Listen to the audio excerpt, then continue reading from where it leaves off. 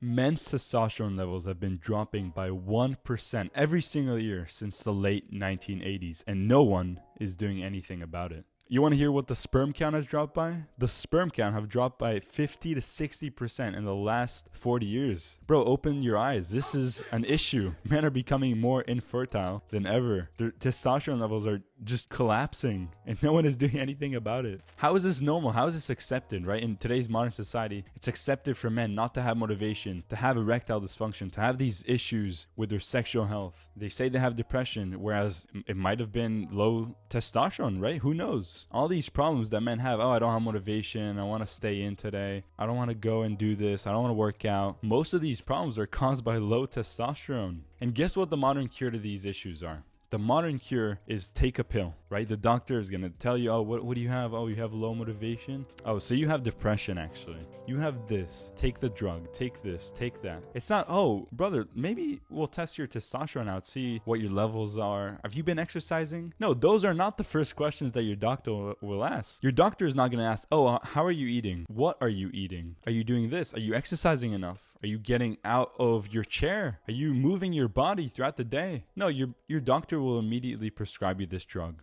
So let's backtrack a little. In the past, when I've seen these testosterone videos on YouTube, whether it's in my recommendation list or I just watch this video, I would honestly think it's kind of cringy, right? It's cringy to talk about these things. It's cringy to talk about testosterone and optimizing your levels and why is it so low and why are men so weak? But open your eyes, bro. This is a real issue. If you think it's cringy, then maybe it's not for you. But I know my younger self would think this kind of video is cringy and kind of cultish and alpha male. It's not about that. It's understanding that these things are real issues and these things are causing implications in our lives, right? We have no energy to work. We're not productive.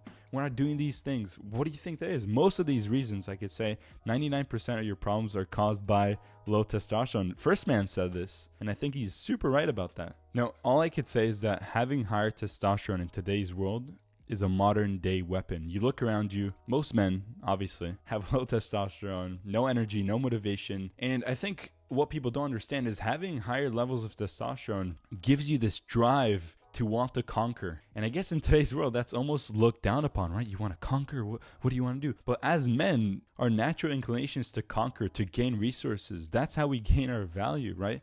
It's not sitting at home jerking off and watching porn. It's getting out there, conquering, creating something for ourselves, whether it's monetarily, resources, or anything else. And that is why focusing on your hormonal health, right? Increasing your testosterone and understanding what is lowering your testosterone in today's world will give you such an ROI because no one else is doing this. Everyone else is out there saying, oh, this is too cringy. I don't want to talk about this. Testosterone, alpha male, what the fuck? Bro, it's not about that. Now let's go back to the title of this video. Why are men having such low testosterone levels? One of the biggest things that I would say is contributing to this is men's lack of challenge. Right? As men in today's world, you look around you, it's kind of sad. Men don't want to conquer anymore. Men don't want challenge anymore. Maybe you can relate. Look at yourself, brother. Do you have goals? Are you setting for yourself goals that you want to conquer? Or are you just living your day by day? Oh, let me just, watch some porn today. Let me do this. I'm not feeling it today. I'm going to go to sleep. Or are you setting high goals and getting out there and doing the work and conquering? And you know this, we live such comfortable lives. And it's so sad because having these modern day comforts such as Uber Eats,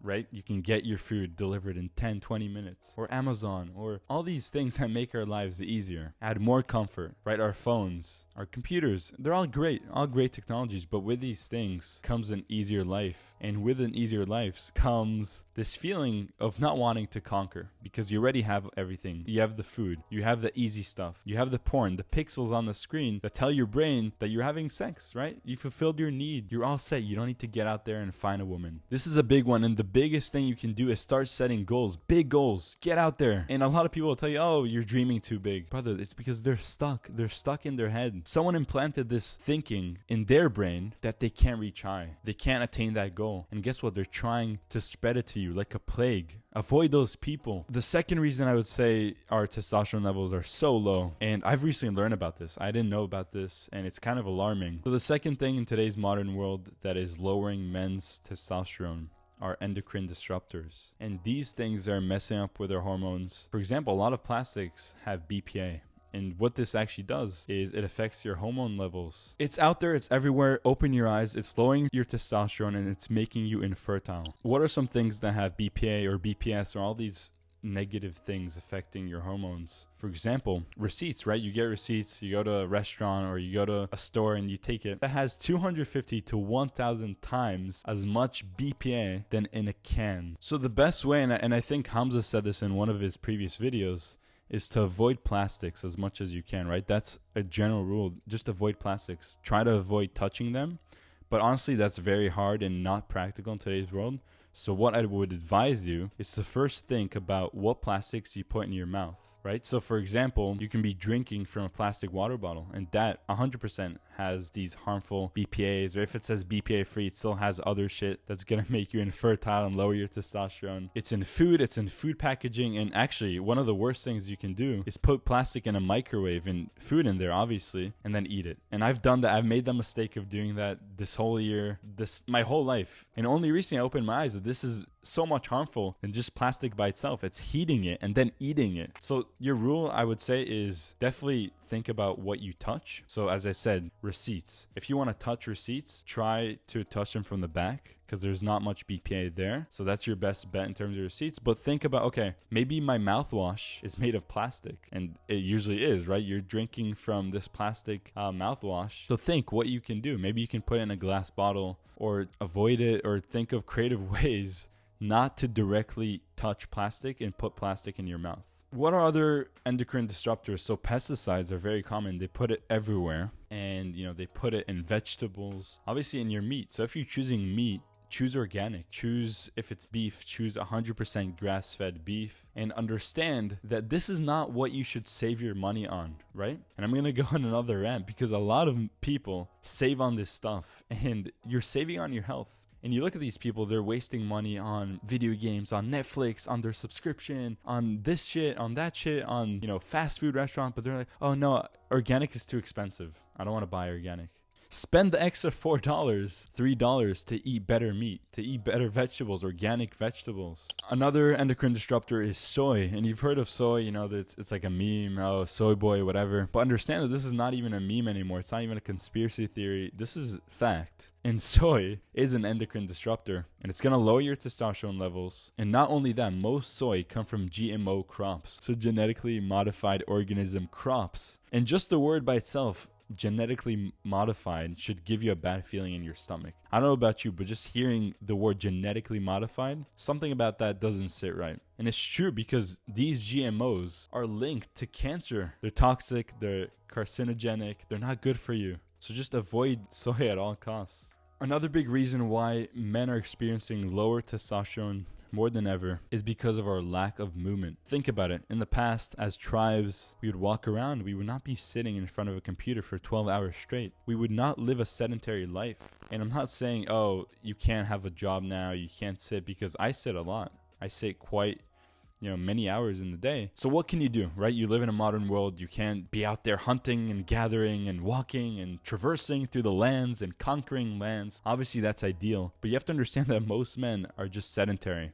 They don't move. And what happens? Your body doesn't create much testosterone. What can you do? You can obviously exercise. You heard about exercising before. This is not new. But think about it. Exercising is not just 1 hour per day and you're done. I would argue that you need to move throughout the day. It's not just, 1 hour in the morning and then I could sit all day in front of a computer and not move. You need to get up every 30 to 45 minutes, stretch your arms, move around, maybe walk to the bathroom, but try to walk a little bit more than you usually do. Take walks, take breaks. Movement is life. Our bodies are designed to move. Our bodies are not designed to sit still all day. We're designed to move around. You honestly have a gift that you're able to move. Think about how many people in today's world don't have that gift. You woke up today with the ability to move, to walk. Your body's meant to do that. Give it that gift of movement. Movement is life, and I know it sounds cringy, movement is life, but it's true. So stretch, do whatever you can, maybe take a yoga break and do whatever you can to move around. You're probably so tight. You're sitting right now. You're so tight. Your back is sore. Your hamstrings are sore. Just move around. Take stretch breaks. Do whatever you can. Maybe every single,